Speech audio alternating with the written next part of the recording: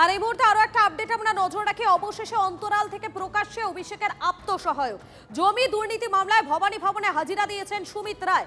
সিআইডির তলব পেয়ে ভবানী ভবনে এসেছেন অভিষেকের পিএ। শালবনী জমি দুর্নীতি মামলায় সিআইডির অফিসে সুমিত রায় চাপে পড়ে বাধ্য হয়ে অভিষেকের আত্মসহায়ককে হাজিরা।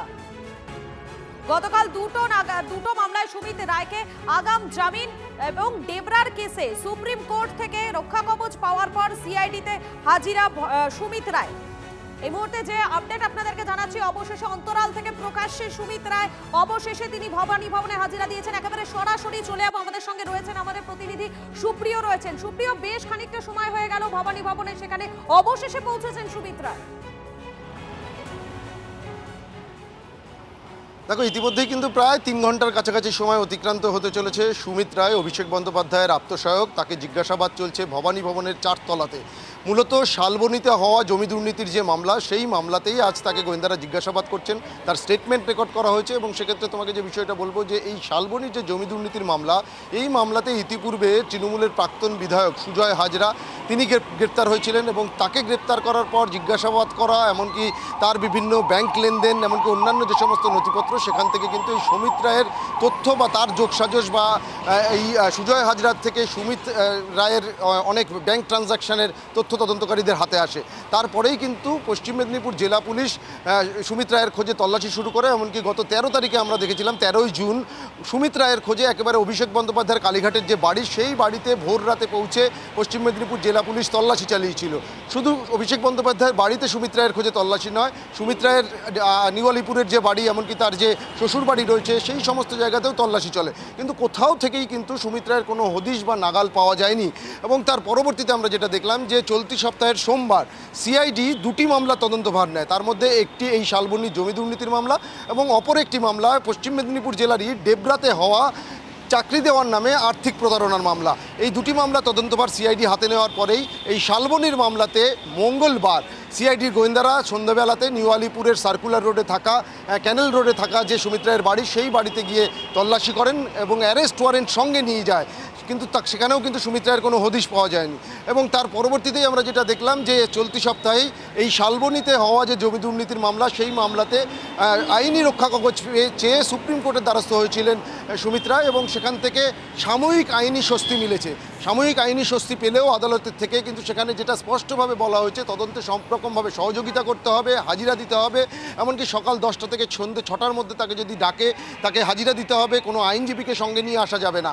আর গতকাল সিআইডির তরফ থেকে যে নোটিশ দেওয়া হয়েছিল আজ সকাল 10টায় হাজিরা দেওয়ার জন্য, সেই নোটিশের পরিপ্রেক্ষিতে 10টা বাজার 5 থেকে 7 মিনিট আগেই এই যে যেখানে আমরা দাঁড়িয়ে রয়েছি ভবানী ভবনে, এই ভবানী ভবনে তিনি এসে পৌঁছন এবং একেবারে ডান দিকে যে রিসেপশন দেখতে পাচ্ছ, আমার ক্যামেরা পার্সন রজতকে বলবো দেখানোর জন্য, রিসেপশনে প্রথমে তিনি যান, সেখানে গিয়ে নিজের যে উপস্থিতি সেটা রেজিস্টার করান, একেবারে তারপরেই চলে যান ভবানী ভবনের একেবারে 4 তলাতে, যেখানে এই মুহূর্তে তার জিজ্ঞাসাবাদ চলছে, স্টেটমেন্ট রেকর্ড করা হচ্ছে। এবং এক্ষেত্রে তোমাকে আরও একটা বিষয় যেটা বলবো যে শুধুমাত্র যে পশ্চিম মেদিনীপুর জেলার এই 2টি মামলা রয়েছে তা কিন্তু নয়। সুমিত রায়ের বিরুদ্ধে আমরা যেটা দেখেছি গত কয়েক মাসে আরও বেশ কিছু অভিযোগ রয়েছে। তার মধ্যে বিষ্ণুপুর থানাতে হয়েছে, রবীন্দ্রনগর থানাতে হয়েছে, সেবাশ্রয়ের জন্য যে ক্যাম্প হয়েছিল, সেই ক্যাম্পের জন্য যে রিসর্ট ভাড়া নেওয়া হয়েছিল, সেই টাকা না মেটানোর, আমফানের টাকা দুর্নীতি, এমনকি মাটি চুরির অভিযোগ, এ ধরনের বিভিন্ন সব মিলিয়ে প্রায় 6টি মামলা রয়েছে, যার মধ্যে পশ্চিম মেদিনীপুর জেলার 2টি মামলার তদন্তভার সিআইডি হাতে নিয়েছে। এবং সেই 2টি মামলার মধ্যে শালবনীর যে জমি দুর্নীতির মামলা, সেই মামলাতে আজকে তাকে জিজ্ঞাসাবাদের জন্য ডাকা হয়েছে। যদিও তার আইনি সাময়িক একটা স্বস্তি রয়েছে, কিছুটা স্বস্তি রয়েছে এবং সেই জায়গা থেকে তিনি আজকে হাজিরা দিয়েছেন। জিজ্ঞাসাবাদ নজর রাখো, আপাতত তোমাকে ধন্যবাদ। যে ধরনের এভিডেন্স আছে বা যে ধরনের অভিযোগ আছে, ওটা খুব সহজেই এস্টাবলিশড হয়ে যাবে। সেই জন্য এই প্রক্রিয়াটা চালিয়ে যেতে থাকে। বাধ্য হয়ে গেছে, যেহেতু কালকে সুপ্রিম কোর্ট ঝাড় দিয়েছে, এরপরে কোনো উপায় ছিল না। আর এটাও বলে রাখছি, মানে ইনভেস্টিগেটিং এজেন্সির কড়া নজর রেখে তাড়াতাড়ি ইনভেস্টিগেশনটা শেষ করে তাদের কাস্টডিতে নেওয়া উচিত, নাহলে যে কোনো সময় বেগতিক দেখলে পালিয়েও যেতে পারে। যতদূর মিডিয়ার মাধ্যমে জানা গেছে যে ওনার বিরুদ্ধে একাধিক মামলা রুজু হয়েছে। এবার আইনি প্রক্রিয়া রয়েছে, যে কেউ সুপ্রিম কোর্টে যেতে পারেন। সুপ্রিম কোর্ট থেকে যদি কেউ প্রোটেকশন পান বা কোনো বেল পান, সেটা আইনি বিষয়। সুপ্রিম কোর্টের বিষয়ে কোনো মন্তব্য করব না। তবে আইনের মুখোমুখি হতে হবে সকলকে। যদি এই ধরনের যে অ্যালিগেশন এসছে, allegations are quite serious in nature. স্বভাবতই সে অ্যালিগেশনের ইনভেস্টিগেশন সিআইডি করছে। তো তো that's all. CID will investigate the matter, এবং আমরা আশা করি যে সিআইডি তদন্ত করে এর একটি সঠিক যে ফলাফল হয় সেটিকে সামনে নিয়ে আসবে। সে তো পালিয়ে বেড়াচ্ছে নিরুদ্দেশ্যে, আপাতত তাকে খুঁজে পাওয়া যাচ্ছে না। তো এরকম অভিষেকের সাথে এই সুমিত রায় যে সমস্ত অপকর্ম করেছে সেই সমস্ত অপকর্মের তো আস্তে আস্তে নিদর্শন বাইরে আসছে। এত মামলা হয়েছে, তো স্বাভাবিকভাবে সে তো জেলে যাবেই। এবার জেল যাত্রা বা থেকে বাঁচার জন্য যা যা করার করছে, চেষ্টা করছে, কখনো হাইকোর্ট কখনো সুপ্রিম কোর্ট। ক্যামাক স্ট্রিটে শেষ কথা ছিলেন সুমিতি, দাবি ঋতব্রত বন্দ্যোপাধ্যায়। সুমিত রায়ের মাধ্যমে সব নির্দেশাস্ত, দাবি প্রাক্তন তৃণমূল নেতার। তদন্তে আরো অনেক কিছু বেরিয়ে আসবে, আশাবাদী বিরোধী দলনেতা। সুমিত রায় অন্তর্ধান রহস্যের জবনিকা পতন হলো, উনি হাজিরা দিয়েছেন। অতীতে সুমিত রায়ের সঙ্গে এরমভাবে কথা বলার সাহস আমারও ছিল না।